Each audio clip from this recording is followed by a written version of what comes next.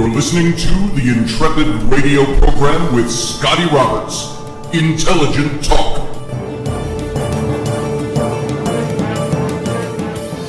Happy Friday evening, folks. This is Scotty Roberts. You're listening to my show, the Intrepid radio program, right here on the Odyssey Radio Network. That's ODYSY1.com. Go on over, see all the goodness that is Odyssey Radio and all the places where you can find this show in its audio format. Now you can also come on over to my YouTube channel. You can see the live simulcast going on right now in video at youtube.com/Mr. Scotty Roberts. And while you're there, join the live chat room, subscribe to my YouTube channel. You can see all the past shows we've done in archive there, and join the conversation that's going on right now. So it's Friday, end of the week for a lot of us. Even me, who works for myself, and I'm always here, always in my studio, always nearby, because my work is my home.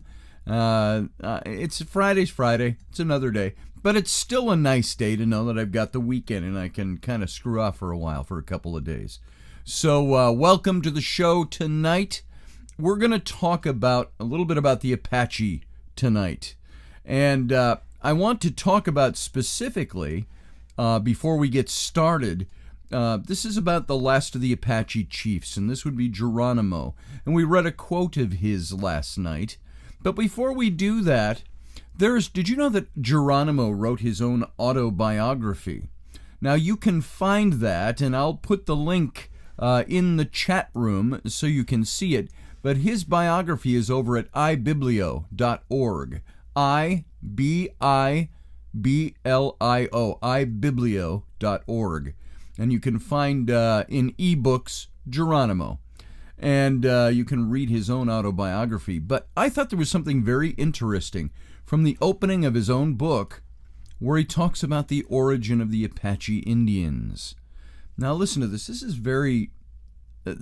I like this kind of story, and this is the mythology that we all grow up with, whether we are Christian or Indian or whatever faith we might be. We all have our origin stories, and this is what Geronimo wrote as the very introduction to his book. In the beginning, the world was covered with darkness. There was no sun, no day. The perpetual night had no moon or stars. There were, however, all manner of beasts and birds, and among the beasts were many hideous, nameless monsters, as well as dragons, lions, tigers, wolves, foxes, beavers, rabbits, squirrels, rats, mice, and all manner of creeping things such as lizards and serpents. And mankind could not prosper under such conditions, for the beasts and the serpents destroyed all human offspring. All creatures had the power of speech and were gifted with reason. There were two tribes of creatures, the birds, or the feathered tribe, and the beasts. The former were organized under their chief, the eagle. These tribes often held councils, and the birds wanted light admitted. This the beasts repeatedly refused to do. Finally, the birds made war against the beasts. The beasts were armed with clubs, but the eagle had taught the tribe to use bows and arrows. The serpents were so wise that they could not all be killed. One took refuge in a perpendicular cliff of a mountain in Arizona, and his eye, changed into brilliant stone, may be seen in that rock today. The bears, when killed, would each be changed into several other bears, so that the more bears the feathered tribe killed, the more they were. The dragon could not be killed either, for he was covered with 4 coats of horny scales, and the arrows could not penetrate these. One of the most hideous, vile monsters, nameless, was proof against arrows, so that the eagle flew high up in the air with a sound white stone and let it fall on this monster's head, killing him instantly. This was such a good service that the stone was called sacred. A symbol of this stone is used in the tribal game Ka, and they fought for many days, but at last the birds won the victory. After this war was over, although some evil beasts remained, the birds were able to control the councils, and light was admitted, then mankind could live and prosper. The eagle was chief in this good fight, therefore his feathers were worn by man as emblems of wisdom, justice, and power. Among the few human beings that were yet alive was a woman who had been blessed with many children, but these had always been destroyed by the beasts. If by any means she succeeded in eluding the others, the dragon, who was very wise and very evil, would come himself and eat her babies. After many years, a son of the rainstorm was born to her, and she dug for him a deep cave. The entrance to this cave she closed, and over the spot built a campfire. This concealed the babe's hiding place and kept him warm. Every day she would remove the fire and descend into the cave, where the child's bed was, to nurse him. Then she would return and build the campfire. Frequently the dragon would come and question her, but she would say, "I have no more children, you have eaten all of them." When the child was larger, he would not always stay in the cave, for sometimes he wanted to run and play. And once the dragon saw his tracks. Now this perplexed and enraged the old dragon, for he couldn't find the hiding place of the boy, but he said that he would destroy the mother if she did not reveal the child's hiding place. The poor mother was very much troubled. She could not give up her child, but she knew the power and cunning of the dragon. Therefore she lived in constant fear. Soon after, the boy said he wished to go hunting. The mother would not give her consent. She told him of the dragon, the wolves, and the serpents, but he said, "Tomorrow I go." At the boy's request, his uncle, who was the only man then living, made a little bow and some arrows for him, and the two went hunting the next day.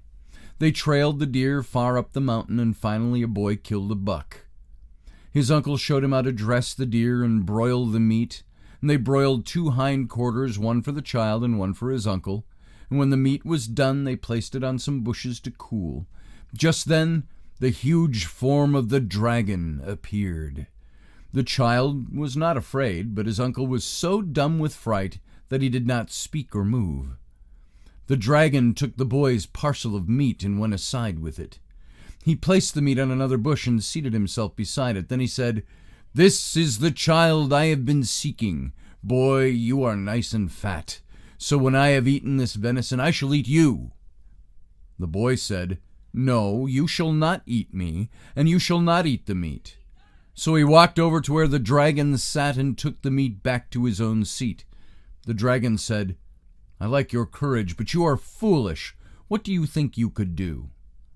"Well," said the boy, "I can do enough to protect myself, as you may find out." Then the dragon took the meat again, and then the boy retook it. 4 times in all the dragon took the meat, and after the 4th time the boy replaced the meat. He said, "Dragon, will you fight me?" The dragon said, "Yes, in whatever way you like." The boy said, "I will stand 100 paces distant from you, and you may have 4 shots at me with your bow and arrows, provided you will then exchange places with me and give me 4 shots." "Good," said the dragon. "Stand up." Then the dragon took his bow, which was made of a large pine tree. He took 4 arrows from his quiver. They were made of young pine tree saplings, and each arrow was 20 feet long. He took deliberate aim, but just as the arrow left the bow, the boy made a peculiar sound and leaped into the air. Immediately the arrow was shivered into 1,000 splinters, and the boy was seen standing on the top of a bright rainbow over the spot where the dragon's aim had been directed. Soon the rainbow was gone, and the boy was standing on the ground again. 4 times this was repeated. Then the boy said, "Dragon, stand here. It is my time to shoot." The dragon said, "All right, your little arrows cannot pierce my first coat of horn, and I have 3 other coats. Shoot away." The boy shot an arrow, striking the dragon just over the heart, and 1 coat of the great horny scales fell to the ground. The next shot, another coat, and then another, and the dragon's heart was exposed. Then the dragon trembled, but could not move. Before the 4th arrow was shot, the boy said, "Uncle, you are dumb with fear. You have not moved. Come here, or the dragon will fall on you." His uncle ran toward him. Then he sped the fourth arrow with true aim, and had pierced the dragon's heart. With a tremendous roar, the dragon rolled down the mountainside, down 4 precipices into a canyon below. Immediately storm clouds swept the mountain. Lightning flashed, thunder rolled, and the rain poured. And when the rainstorm had passed, far down in the canyon below they could see fragments of the huge body of the dragon lying among the rocks, and the bones of this dragon may still be found there. The boy's name was Apache. Usen, his uncle, taught him how to prepare herbs for medicine, how to hunt, and how to fight. He was the first chief of the Indians and wore the eagle's feathers as a sign of justice, wisdom, and power. To him and to his people, as they were created, Usen gave homes in the land of the West. And that's the opening to Geronimo's autobiography. And then he goes right after that in his chapter 2 to say the Apache Indian were divided into 6 sub-tribes. To one of these, the Beddaquehe, I belong. And so I thought that was a very interesting look at some of their mythology and how the Geronimo starts his own autobiography. And so now, let's look at him a little deeper. He's the last chief of the Apache. And let's set a little context here historically, like we've done before. In 1880, now we're looking at, it's June 1st, the population of the United States is 50,155,783 individuals. That's the population at June 1st of 1880 of the United States. In 1881, on March 4th, James Garfield inaugurated as president. On March 13th, in Russia, nihilists assassinate Tsar Alexander. July 2nd, Garfield is shot by an assassin, and he dies on September 19th. Chester Arthur becomes the president in 1881. In 1882, April 3rd, Jesse James, a famous bandit, is shot and killed at St. Joseph, Missouri. He'd make an interesting study, too. He was romanticized, but he was probably a pretty creepy fellow overall. He was a thug, but he was murdered on April 3rd of 1882. September 4th, Edison switches on the first commercial electric lights in New York's Central Station, and Mark Twain's Huckleberry Finn is first published. That's in April of 1882. In March of 1883, the first telephone connection between New York and Chicago. There probably weren't a lot of people to call back then, but they made the connection. November 3rd, the U.S. Supreme Court decides that an American Indian is by birth an alien and a dependent.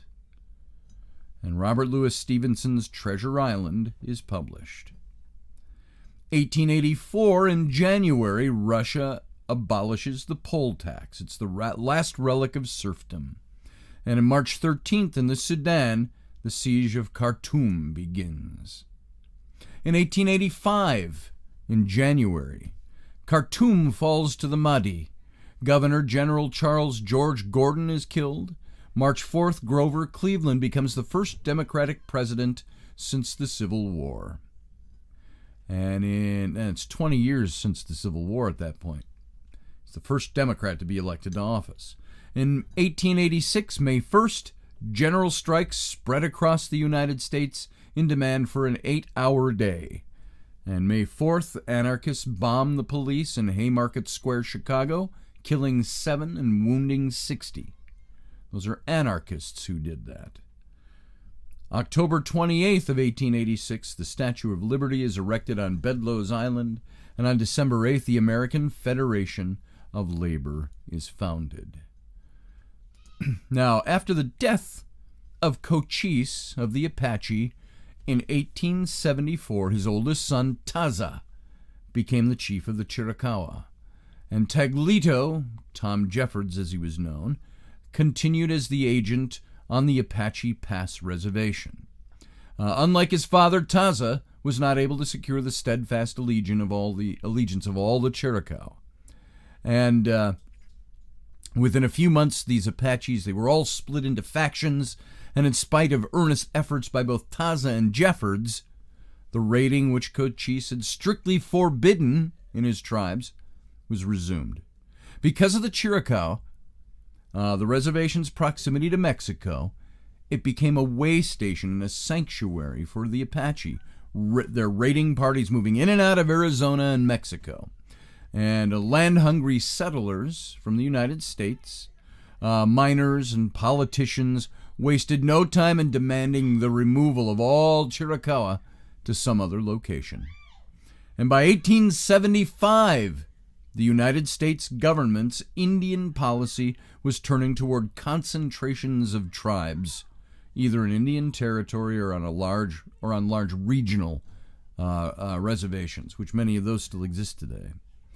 And the White Mountain, which we just talked about yesterday, with its 2.5 million acres in eastern Arizona. I'm sorry, we didn't talk about that yesterday. I'm thinking of the White River.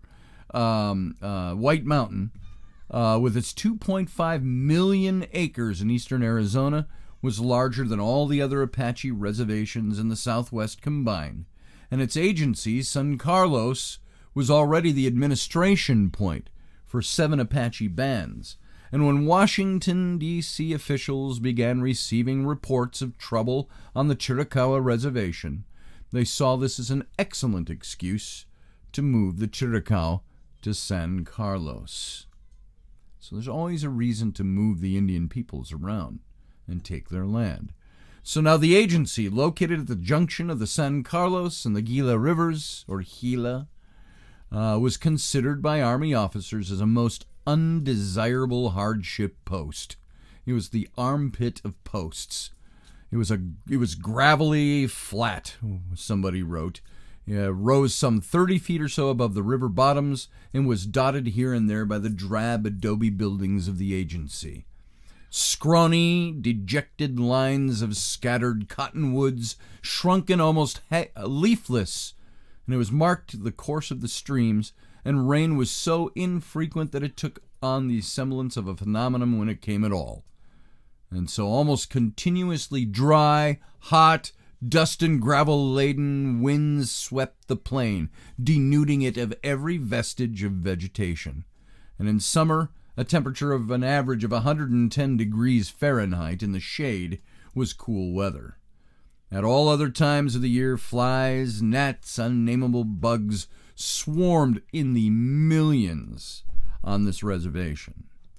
And this was the White Mountain Reservation. And this description, as I just told you, was you can find all about that in Britton Davis's book, The Truth About Geronimo. And it was published by Lakeside Press in Chicago in 1951. Now, the agent at this post, this armpit of a post, this is the land, by the way, they gave the Apache, but all Americans, United States citizens, and especially those who were charged with Indian agency work, considered this the armpit of the country.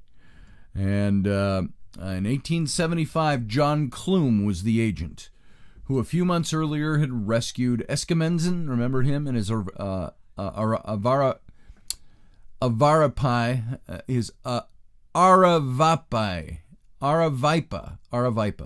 Boom! I can say words. The Aravaipa from Camp Grant, and he helped them become virtually self-sufficient on irrigated land along the Gila River. And in his stubborn way, Clume forced the military to withdraw from the vast White Mountain Reservation, and he placed the troops with a company of Apaches to police their own agency, as well as establishing an Apache court system to try the offenders. And although his superiors were suspicious of Clume's unorthodox methods of permitting, he permitted Indians to make their own decisions, they could not quarrel with his success in keeping peace at San Carlos. Tell you what, you give people their autonomy, you give them the power, and they'll do good things. And this is what he did. This was his policy. This is how he worked. And on May 3rd of 1876, Indian Agent Clume received a telegram from the Commissioner of Indian Affairs, ordering him to proceed to the Chiricahua Reservation to take charge of the Indians there, and suspend Agent Jeffords. And remember, Jeffords was pretty kind to the Indians, and remove the Chiricahua to San Carlos. Now, Clume had no enthusiasm for this distasteful assignment. He doubted that the freedom-loving Chiricahua would adjust to the regulated life on White Mountain Reservation. So, insisting that the army keep its cavalrymen at a distance, Clume took his Indian police to Apache Pass to inform the Chiricahua of their forced removal. He was surprised to find Jeffords and Taza fairly cooperative. Taza, like his father Cochise, wanted to keep peace, and they would do so. And only about half the Chiricahua, however, marched overland to San Carlos. So when the army moved into the abandoned reservation to round up the recalcitrants who wouldn't go, most of them fled across the border into Mexico. And among their leaders was a 46-year-old Bedonkohe.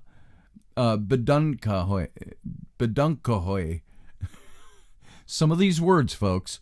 Bedonkohe Apache. So, a 46-year-old Bedonkohe Apache who allied himself as a youth with Magnus Colorado, remember him from our previous shows, and then afterward followed Cochise and now considered himself a Chiricahua. He was GOYATHLAY, better known to the white men as Geronimo.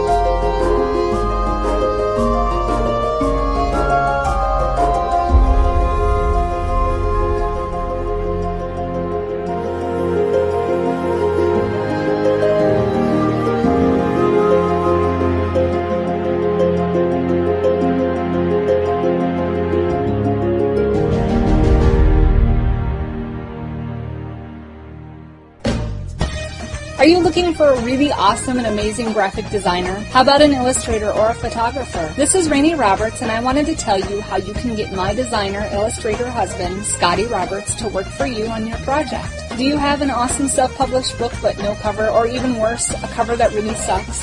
Do you need a kick-ass logo for your company or some f***ing awesome graphic designs for your ads or website? Then get in touch with my husband for the best f***ing awesome kick-ass design and illustration. He knows his stuff, and he's been at this for more years than I've been alive. Go to ScottAllenRoberts.com. That's Scott with 2 T's, ALANROBERTS.com to take a look at his online portfolio of work, or call 651-468-8115. Now go out and kick some ass with some kick-ass graphic design. Hire my dad so he can take me to Disneyland. All right, gang, thanks for sitting on through that break. This is Scotty Roberts. You're listening to my show, the Intrepid Radio Program, right here on the Odyssey Radio Network. ODYSY1.com is where you can find Odyssey. You can also come over and watch the video simulcast of my show and join the live chat room with the other Intrepids right now over at youtube.com/Mr. Scotty Roberts. And when you're there, go ahead and subscribe to my channel. And you can watch past archives of this show It's about 300 of them down below, and have a good time over there. Now we're talking about, of course, the Apache and Geronimo. We're talking about how they started to move them off of the White Mountain Reservation and bringing them to San Carlos. And it's only because there was unrest, and the United States government was taking advantage to move them off of this land. Now, we talked about how the Chiricahua were very suspicious of the whites because Taza, who had gone with a council of many of the Indian chiefs, had died while in Washington, D.C., and they didn't know if they could trust them. Even though Taglito Jeffords was gone, John Clume was the new agent, they didn't fully trust him. So now, we're up to date here with during the winter of 1876 to 1877. Now, this is, remember, we've backtracked. We're overlapping all the other things we've talked about during this few-year period here. The relatives from Mexico occasionally slipped into the reservation with news of events below the border. And they heard that Geronimo and his band were raiding their old enemies, the Mexicans. And they were accumulating large herds of cattle and horses. And in the spring, Geronimo brought these stolen livestock up to New Mexico. And he sold them to white ranchers and bought new guns, hats, boots, and then a lot of whiskey. And these Chiricahuas settled down in the hideout near their Mimbre cousins on the Oyo Caliente Agency, where Victorio was chief. And in March of 1877, John Clume received orders from Washington to take his Apache police to San Carlos. And in addition, he was to arrest Geronimo and any other renegade Chiricahuas found in the vicinity. And Geronimo told about it afterwards, and he said this, Geronimo's own words about this. He said, 2 companies of scouts were sent from San Carlos. They sent word for me and Victorio to come to town. And the messengers didn't say what they wanted with us, but as they seemed friendly, we thought they wanted a council and rode in to meet the officers.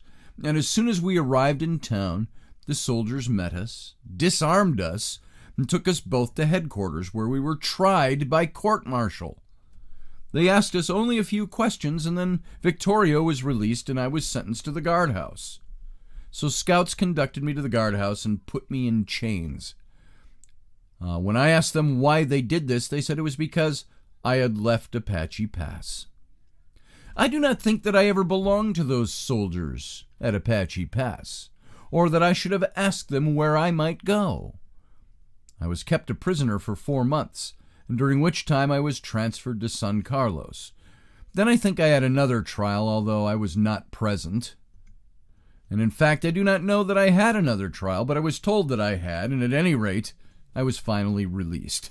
And this is Geronimo's own words, and you can find this in Geronimo's story of his own life. And this is by S.M. Barrett, and it was published in 1907, so about 30 years after the fact here. And so although Victorio was not put under arrest, he and most of the Warm Springs Apaches were transferred to San Carlos in the spring of 1877. Now, Clume, the agent, made an effort to win Victorio's confidence by assigning him more authority than the chief had ever had at Oyo Caliente. And for weeks, it seemed as if peaceful Apache communities might be developed on the White Mountain Reservation. But then suddenly, the Army moved a company of soldiers to the Gila River at Fort Thomas, and the Army announced this as a precautionary move because of the concentration at San Carlos of nearly all of the most refractory Indians in the territory. So now the military presence is there. Now, Clume, the agent, he was furious about this, and he telegraphed the Commissioner of the Indian Affairs, and he requested authority to equip an additional company of Apache police to replace the soldiers, and asked that the military be absolutely removed. Don't need the military. Every time you saw military presence is when you saw the Native Americans who had already been at war with them getting nervous about the lives of their wives and their children and their homes. And so Clume, the agent, the Indian agent, he said, let's get the soldiers out of here. Just give me authority to appoint more Apache police. And so in Washington, D.C., the newspapers learned of Clume's bold demand, and they published it. And the story aroused the ire of the War Department. War Department always pissed off when some of these people who were actively working pro-Indian to help them always got pissed about that. And so in Arizona and in New Mexico, the civilian army contractors, fearing a wholesale departure of soldiers and a loss of their lucrative business interests in the territory, condemned the, quote, brass and impudence of the 26-year-old upstart who thought he could do alone what several thousand soldiers had been unable to do since the Apache Wars had begun. So, now remember, it's like the Indian Ring that you found in Nebraska and in the Dakotas and all over the Indian Territory. The Indian Ring was this corporate structure that had financial gain by the movement of Indians off of their land. And these are the people that would resist this. And this is what you're having happen now. They're calling the Indian agent Clume an upstart. And boy, he's got brass balls, and all of this, thinking that he can help settle these Indians and keep them peaceful when the army can't. And all the wars we've had with them can't. And so it's a different approach. And so the army stayed at San Carlos, and John Clume resigned. And although simpatico, Clume had never really learned to think as an Apache, to make himself into an Apache, as Tom Jeffords had done. Jeffords was a friend to them, and when he was the agent. But Clume couldn't understand the chiefs who resisted to the bitter end. He couldn't see them as heroic figures who preferred death to the loss of their heritage. And in John Clume's eyes, Geronimo, Victorio, Nana, Loco, Naiche, and all the other fighters were outlaws. They were thieves, they were murderers, they were drunkards. And they were too reactionary to take the white man's road. And so John Clume left the Apaches at San Carlos. He was sympathetic to them, but he didn't understand them. And he went to Tombstone, Arizona, and he founded a crusading newspaper, The Epitaph. And now, before summer's end of 1877, conditions at San Carlos had become incredibly chaotic because of all of this going on. And although the number of Indians had increased by several hundred, additional supplies were slow in arriving. These were the supplies promised to them. And to make matters worse, and by the way, not just promised, this was the payoff for moving them to reservation. We're taking your land and we're going to pay you off. And they made these fake treaties to make it look official. And to make matters worse, instead of distributing the rations at the various camps, the new agent required that all the bands come to the main agency building. So some of the Apaches had to walk 20 miles. And if they were old people or children, they were unable to come, and they received no rations. So you got to make old people and children walk up to 20 miles to get their rations. It was ridiculous. And if you didn't show up, you didn't get yours. Nobody could pick them up for you. So the miners also encroached upon the northeastern portion of the reservation and refused to leave. And the self-policing system established by Clume began to utterly break down. It just stopped working because nobody was making it work. And on the night of September 2nd, Victorio led his Warm Springs band off the reservation and started back to Hoyo Caliente. And Apache police went in pursuit, and they recaptured most of the horses and the mules that the Warm Spring Indians had taken from the White Mountain corrals, but they let the people go. So after engaging in several fights with ranchers and soldiers along the way, Victorio reached Hoyo Caliente. And for a year, the army let him and his people stay there under guard of soldiers from Fort Wingate. And then in late 1878, orders came to take them back to San Carlos. So you can see the confusion of their lives at this point. They're basically prisoners of the conquering nation. And they have to go do what that conquering nation says, otherwise the army gets brought in. And everything that Clume, even though he lacked understanding and was sympathetic to the tribes, all of his work to try to make it work well, and which did work, was all undone. So Victorio begged the army officers to let his people live in the country where they'd been born. This is where we were born. This is our heritage. This is where we're from. But when he realized that this was not to be, he shouted this. This is a quote. "You can take our women and children in your wagons, but my men will not go." And this is what he said, and this is in The Conquest of the Apache Area. The Apacheria. And this is by Dan Thrapp of University of Oklahoma Press in 1967. So now, Victorio and about 80 of his warriors fled into the Miners Mountains to spend a hard winter away from their families. And in February of 1878, Victorio and a few men came into the post at the Ojo Caliente and offered to surrender if the army would return their families from San Carlos.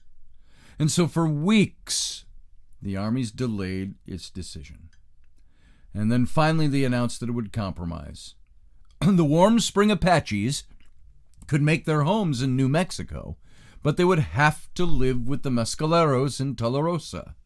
And Victorio agreed, and for the third time in 2 years, he and his people had to begin life all over again.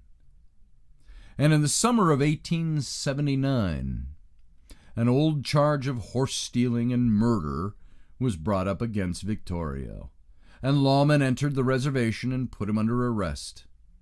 Victorio escaped, and this time he resolved that he never again would put himself upon the mercy of the white men by living on a reservation. And he was convinced that he'd been marked for death, and that all Apaches were doomed unless they fought back as they'd been doing in Mexico since the coming of the Spaniards. You know what? He probably wasn't wrong. Now, establishing a stronghold in Mexico, Victorio began recruiting a guerrilla army to make forever, quote unquote, against the United States. And before the end of 1879, he had a warrior band of about 200 Mescalero in Chiricahua, and to obtain horses and supplies, they raided Mexican ranches and then made daring thrusts into New Mexico and Texas, killing settlers where they could find them, and ambushing pursuing cavalry forces and then dashing back across the border. And these are the stories that you hear and that many of us grew up with hearing of the Apaches being notorious and being dark and evil and attacking white settlers. This is what they did. They made war on the United States. They made war on the not really innocent settlers, but the settlers who were not part of the armies. And they killed them. And as constant fighting continued, Victorio's hatred deepened. He became a ruthless killer. He tortured and mutilated his victims. Some of his followers considered him a madman and left him. And a price of $3,000 in 1880 dollars was a lot of money. $3,000 was placed on the head of Victorio. And at last the United States and Mexican armies decided to cooperate in a concentrated effort to track him down. And now, even though he was driven to this by all that had happened, individuals still have to make personal choices. And Victorio let this drive him to this point where he was a ruthless, murderous, really serial killer of whites. And so, you know, even when you are in desperate situations, you can sometimes commit atrocious acts. And this is what Victorio became. So on October 14th of 1880, the Mexican soldiers trapped Victorio's band in the Tres Castillos, the hills between the Chiricahua and the El Paso. They slaughtered 78 Apaches, including Victorio, and captured 68 women and children, and about 30 of Victorio's old warriors escaped. And among those who escaped was a Mimbre warrior who had already passed his 70th birthday, and his name was Nana. He had been fighting Spanish-speaking white men and English-speaking white men as long as he could remember. And in Nana's mind, there was no doubt that the resistance had to continue. against the whites. And he would recruit another guerrilla army, and the best source for warriors was the reservations, where hundreds of young men were penned up with nothing to do.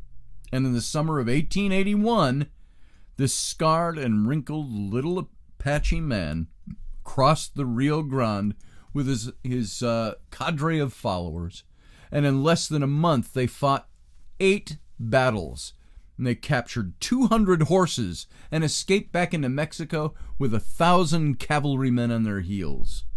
Now, Nana's raids were nowhere near White Mountain, but the Apaches were heard of these daring exploits, and the army reacted by dispatching hundreds of troops to guard the reservation.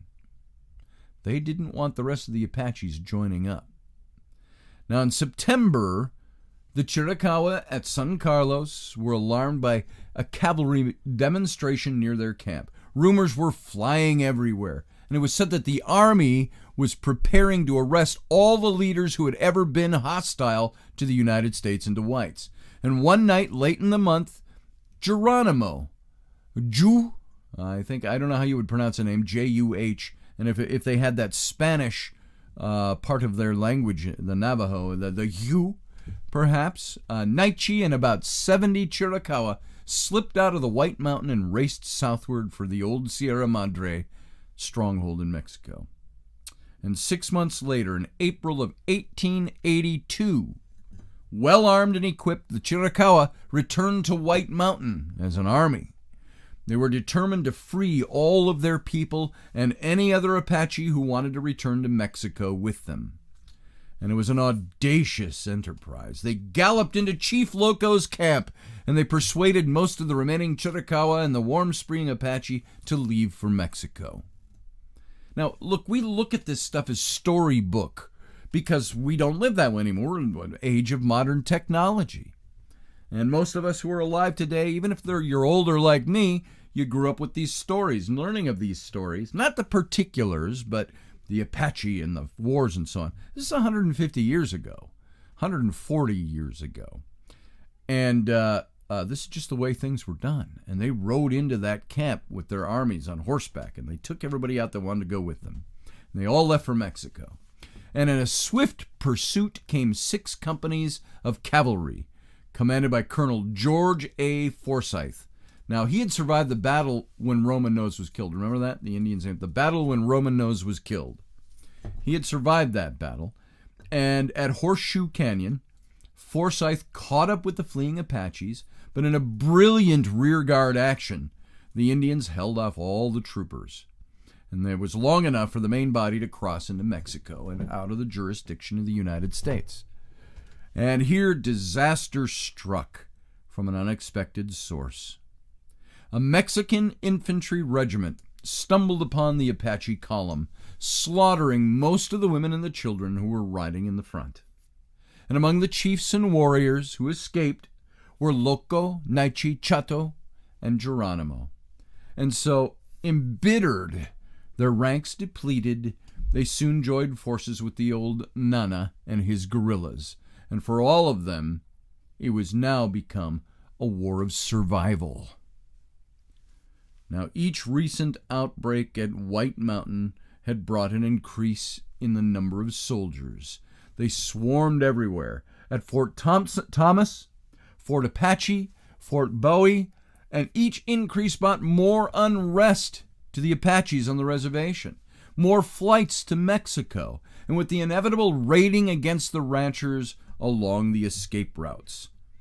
Now, to bring order out of chaos, the Army again called on General George Crook, Three Fingers Crook, quite a different man from the one who had left the Arizona area 10 years earlier to go north to fight the Sioux and the Cheyenne.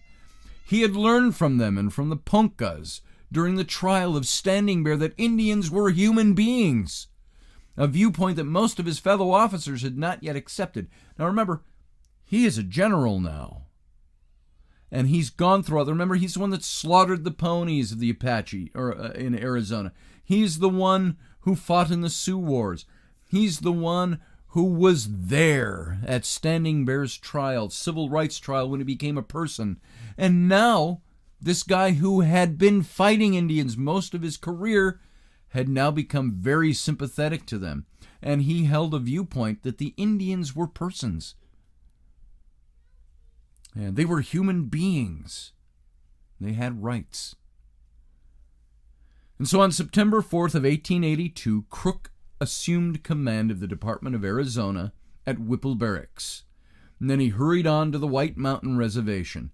He held councils with the Apaches at San Carlos and Fort Apache. And he searched out individual Indians and talked privately with them. Quote, I discovered immediately that a general feeling of distrust of our people existed among all the bands of the Apaches, he reported, and it was with much difficulty that I got them to even talk. But after breaking down their suspicions, they conversed freely with me. They told me that they had lost confidence in everybody and did not know whom or what to believe anymore, and that they were constantly told by irresponsible parties that they were to be disarmed, that they were to be attacked by troops on the reservation and removed from their country, and that they were fast arriving at the conclusion that it would be more manly to die fighting than to be thus destroyed. And Crook was convinced that the reservation Apaches, quote, had not only the best reasons for complaining, but had displayed remarkable forbearance in remaining at peace, end quote. This is what Crook had to say about them. So early in his investigations, Crook discovered that the Indians had been plundered of their rations and the goods purchased by the government for their sustenance and support by rascally agents and others unscrupulous white men. And he found plenty of evidence that white men were trying to arouse the Apaches to violent action so that they could be driven from the reservation by the army, leaving it open for land grabbing. We've seen this over and over again, haven't we? And this was, by the way, this thinking, these quotes were all part of the U.S. Secretary of War report in 1883. Crook said he found plenty of evidence that whites were trying to arouse the Apache to violent action so they could drive them out with the armies and take their land. Now, Crook ordered immediate removal of all white squatters and miners from the reservation, and then demanded complete cooperation from the Indian Bureau in introducing reforms. And so instead of being forced to live near San Carlos or Fort Apache, the different bands were given the right to choose any part of the reservation to build their homes and ranches. Hay contracts would be given to Apaches instead of to white suppliers. The army would buy all the excess corn and vegetables the Indians could raise, paying for it in cash. They would be expected to govern themselves, to reorganize their police, and hold their own courts as they'd done under John Clume. And Crook promised that they would see no soldiers on their reservation unless they found it impossible to control themselves. So Crook is working for them. He says, just don't give them the reason to bring the soldiers in. And he says, if they are autonomous human beings and they have rights and we're trying to force them onto the land to become agrarian, then let them do it. And he said, let's buy their excess crops. Let's let them sell hay. Let's let them be contractors to the United States. And so at first the Apaches were pretty skeptical of Three Fingers Crook. And they remembered Crook's harsh ways in the old days when he was the Gray Wolf, hunting down the Cochise and the Chiricahua.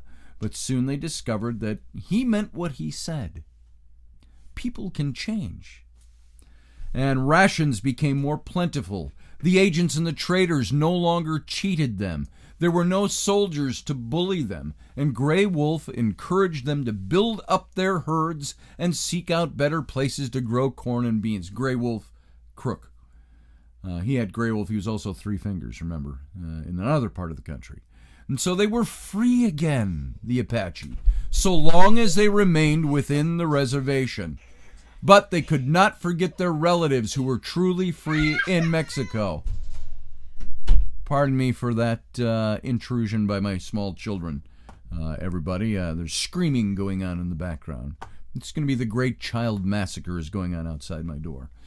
So they were free again so long as they remained within the reservation.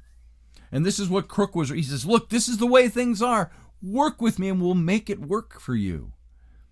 But they couldn't forget their relatives down in Mexico. And there were always a few young men that were slipping southward, a few returning with exciting news of adventures and good times.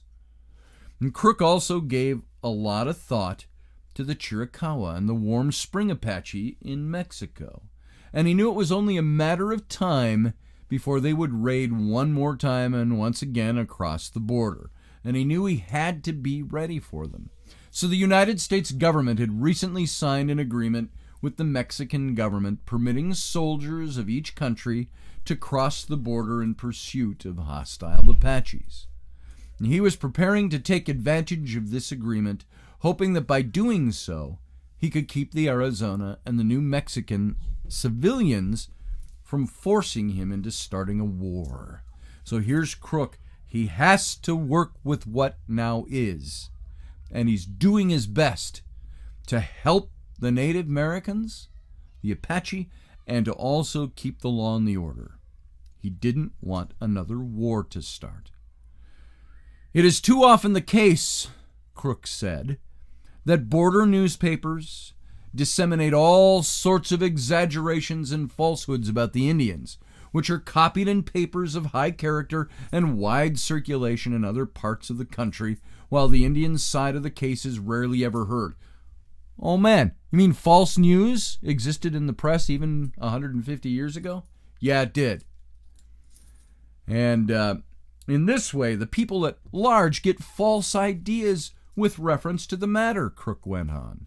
Then when the outbreak does come to public attention, and public attention is turned to the Indians, their crimes and atrocities are alone condemned, while the persons whose injustice has driven them to this course escape scot-free and are the loudest at their denunciations. Wow, does this ever sound familiar in a contemporary age where the news says one thing and it stirs up everybody to think one thing, but the other side of the story is never presented? It's false news. And that's what they had. And of course, the news would say nothing about the other side of the story because they were pushing an agenda, a narrative. And no one knows, Crook goes on, no one knows better this fact than the Indian.